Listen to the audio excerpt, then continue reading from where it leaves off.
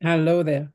So the other day, some time ago, I was talking with someone and I explained that I believe in divine timing.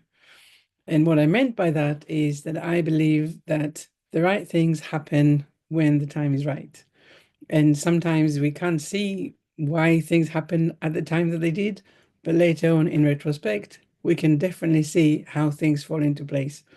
I actually didn't like it. So thinking if to walk together, this was actually the thing that this made her decide that she doesn't want to together, which of course is fine with me. Again, divine timing and divine everything. But I wanted to share some of, a little story about, you know, another way that I see how divine timing is coming into place. So a very long time ago, I was a smoker. I used to smoke. I don't know if I can say I was smoking a lot, but I was definitely smoking for a very long time. And the one thing that I realized that was that I wanted to stop smoking, but I didn't know how. And I was very scared of that because I've been smoking for such a long time. I mean, I started smoking when I was, I think, 13, 14, that kind of stuff. So the thought about stopping smoking was at the back of my mind for a long time.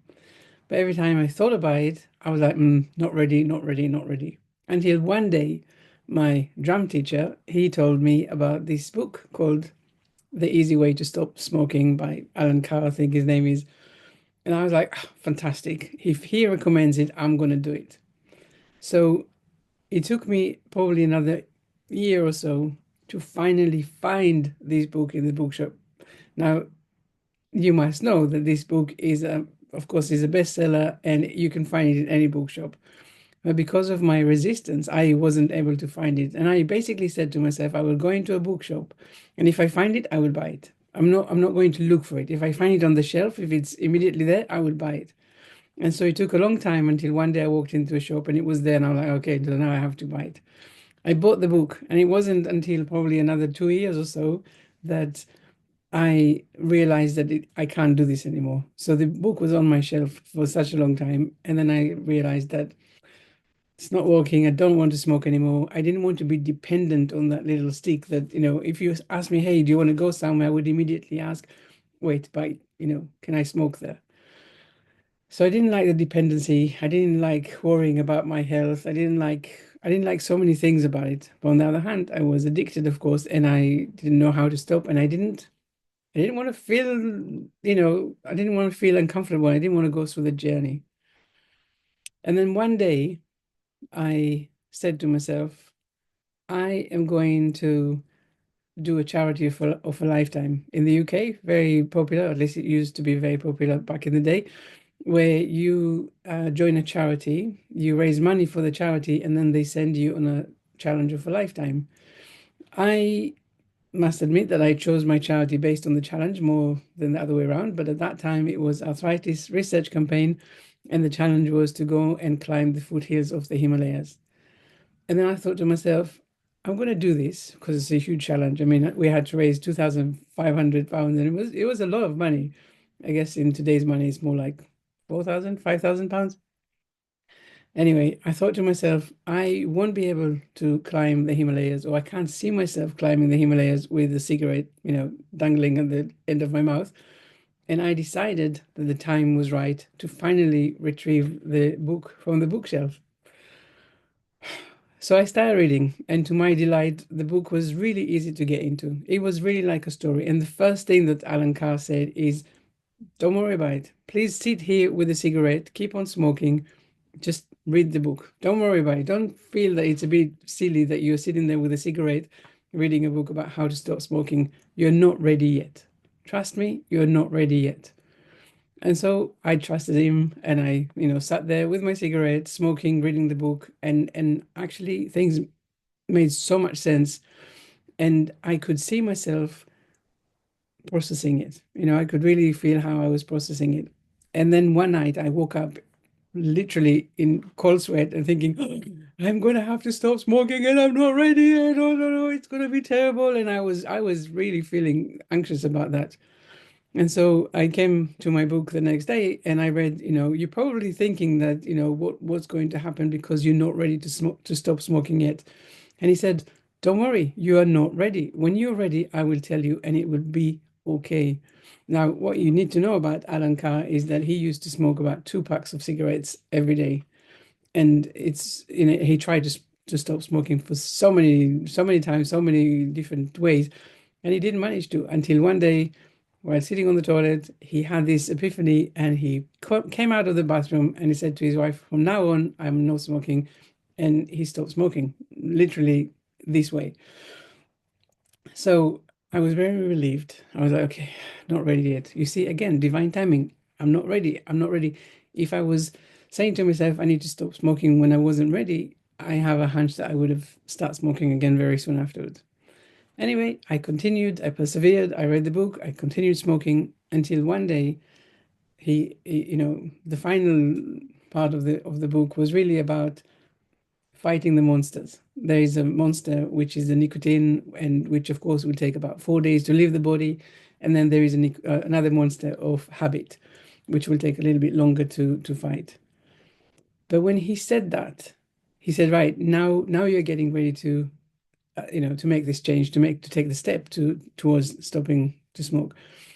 And basically what you need to do is, first of all, you have to be ready. You have to start saying to yourself, I'm familiar with the monsters. And then you need to say to yourself, okay, here is a day and a time when I'm going to stop smoking. You're basically creating that, um, you know, very important moment. And I remember saying to myself, okay, it's going to be a Sunday night. So the next day when I go to work on Monday, I will no longer be a smoker. And Sunday night came and I had a terrible headache and I wasn't in the mood. And I had this final cigarette, and halfway through I was like, you know what? I'm done with it. I don't want to have it anymore. I'm not attached to it anymore. I don't care about it anymore. I put out this cigarette, and that was absolutely everything, literally, figuratively, everything, the last cigarette I've ever lit after that. And and the funny thing was that I was ready. I was really ready. I was I was preparing myself to being ready for such a long time, but I was totally ready. I stopped smoking. Then I still had about 3, 4 packs of cigarettes lying around the house. And then on the weekend, I made a point of going to a place in town where I knew there was lots of homeless people, and I just handed out all those, packets of cigarettes that I had in the house because I didn't need them anymore, and I wasn't going to start smoking again. Sometimes at night I had nightmares that I was smoking again, and then I was like, "Oh my God, why? Why did I do this? I don't want to smoke, and now I have to go and do this all again." But of course, I would wake up and realize that I didn't start smoking again. And this is what I mean, right? When you're ready, when the time is right, you are being prepared. I wouldn't be able to stop smoking before I was ready, because it's a question of it becomes a question of willpower. And the way that I stopped smoking wasn't about willpower. I just knew this wasn't serving me anymore. And I was no longer willing to do this, to keep on, having this habit. So what I mean with divine timing is that sometimes you are on a journey, and you're being prepared for something that you don't necessarily even know. You can't see it immediately, or you don't know how or when or anything. But as long as it feels right and you know that you're doing the right thing, you know that whatever it is that you're looking for, wanting, wishing for, praying for will come, will happen. So this little story about my, stopping smoking is an important one as an example, because it really shows you that I set up this intention. I wanted to stop smoking, but I was also very much aware of how I was feeling, of the fears that I was, finding within me about stopping. But really, because I took my time and I wasn't rushing, and because I did everything organically as it happened, and with no rush, when I actually put out this last cigarette, I never looked back. And this is important. This is important, and I think that, if you're watching this, there must be something that you are being prepared for yourself at the moment. So just remind yourself that this is a journey, and sometimes things take longer than you can see, but in the bigger scheme of things, things will happen. So I'll also just give an example of when I tell that to people a lot. But when I finished my coaching course, I immediately, no one ever told me that, finding clients is going to be challenging, right? So when I finished the course, I was absolutely expecting people, a line of people outside my door, all wanting to be coached. And I was very surprised that this wasn't the case. I mean, I always had clients, but I didn't always have enough clients to, make ends meet. And I was like, oh, God, this is, and so what that made me do was look at things differently, because I realized that what I was doing at the time wasn't going to give me the results that I wanted. So again, I had to go back and think about, for example, I was so shy. I would not be sitting here on a camera and recording myself in this way before, because I was shy. I really literally, I don't know if that's the right word, but I believed that people will come and find me and I will just need to be as I was. But because it didn't happen in this way, I realized that there was something else that I needed to do first. Basically, come out of my shell, be more brave, be more courageous.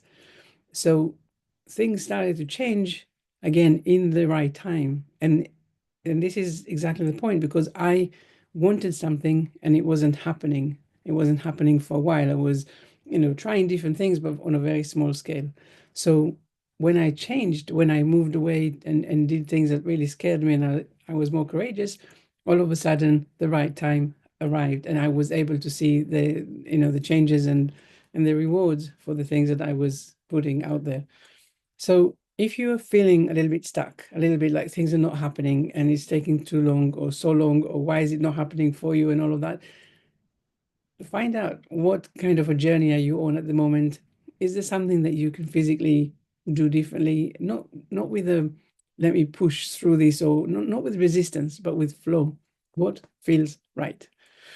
So this is my little story. I didn't introduce myself, but hi, nice to meet you. My name is Einav Avni, and I am working as Untangled Healing, and I mainly work with people with chronic illnesses, cancer, or people who feel stuck, to basically release, and have the life that you dream of. Thank you so much for watching. Have a wonderful day. Bye.